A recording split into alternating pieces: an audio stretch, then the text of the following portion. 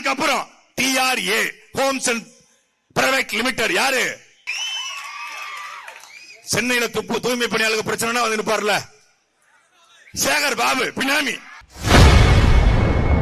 பரந்தூர் விமான நிலையம் அருகே அமைச்சர் சேகர்பாபு பினாமி பெயரில் இடம் வாங்கியிருப்பதாக நேற்று நடைபெற்ற நாம் தமிழர் கட்சி கூட்டத்தில் அக்கட்சியின் கொள்கை பரப்பு செயலாளர் சாட்டை துரைமுருகன் தெரிவித்துள்ளார்.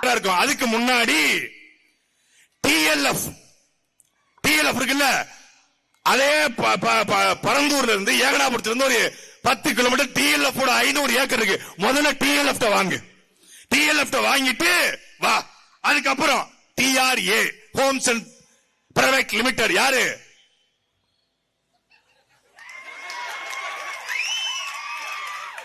சென்னையில தூய்மை பணியாளர்கள் பிரச்சனை வந்து நிப்பார்ல சேகர் பாபு பினாமி. TRA அத வாங்கு 500 ஏக்கர். அப்படியே கீழே வா. போக்குவரத்து துறையில ஊழியராக இருந்த தேசபந்துன்னு ஒருத்தர், மன்னார்குடியை சேர்ந்த தேசபந்து, அந்த தேசபந்து பந்து மாதிரி 250 ஏக்கர் வச்சிருக்காரு. தேசபந்துடைய மகன் ஹரிஷ்குமார் பேர்ல எந்த ஊர்ல டேட்டாவோட வந்திருக்கோம்ல, எந்த ஊர்ல